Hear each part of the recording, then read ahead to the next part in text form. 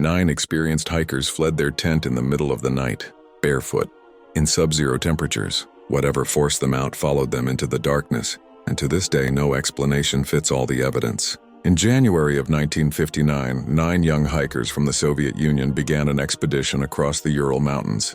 They were not reckless teenagers chasing adventure. They were university students, engineers, and graduates trained in navigation, skiing, and extreme winter survival. Their leader, Igor Dyatlov, was known for careful planning and strict discipline. The group documented their route, packed appropriate supplies, and expected to return within weeks. Friends and family had no reason to worry. But when the hikers failed to check in on schedule, concern slowly turned into fear. Days passed, then weeks. Search teams were finally dispatched. What they found on a snow-covered slope would haunt investigators for decades. The group's tent was discovered partially buried but still standing. It had not collapsed. It had not been destroyed by weather. Inside were boots, coats, gloves, food, and equipment. Everything needed to survive a winter night in the mountains. But there was one detail that made no sense. The tent had been cut open from the inside. Searchers followed footprints leading away from the shelter. They were not chaotic. They were not panicked. The hikers appeared to walk calmly downhill toward the forest. Some footprints were barefoot. Others were made by socks alone. That night, temperatures dropped below -30 degrees Celsius. Exposed skin would freeze in minutes. Experienced hikers do not abandon shelter, supplies, and warmth under those conditions.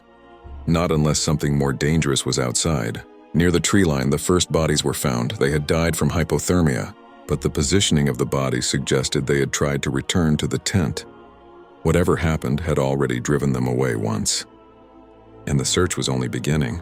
As search teams continued deeper into the forest and snowdrifts, the mystery surrounding Dyatlov Pass grew far darker. 3 more hikers were discovered with injuries that shocked medical examiners. Their skulls were crushed. Their ribs were shattered inward.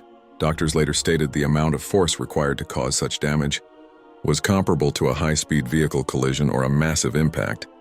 Yet their bodies showed no external wounds. No bruising, no cuts, no broken skin. It was as if something incredibly powerful had struck them without leaving a mark. One of the victims, Lyudmila Dubinina, was found missing her tongue, eyes, and part of her lips.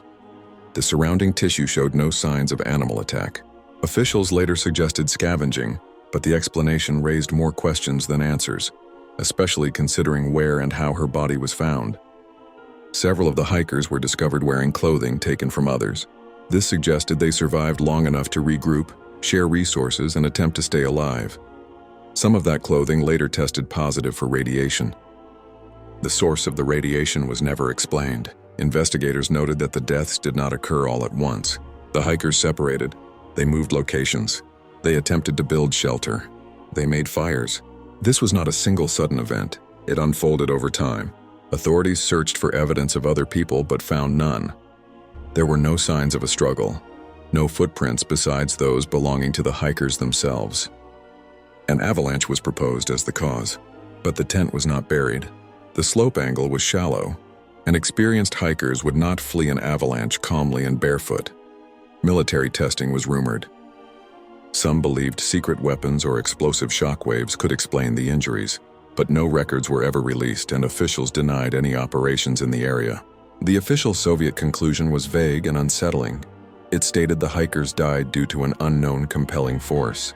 Shortly after, the case files were sealed. For decades, years later, witnesses from nearby regions reported seeing strange orange lights moving across the sky on the same night the hikers disappeared.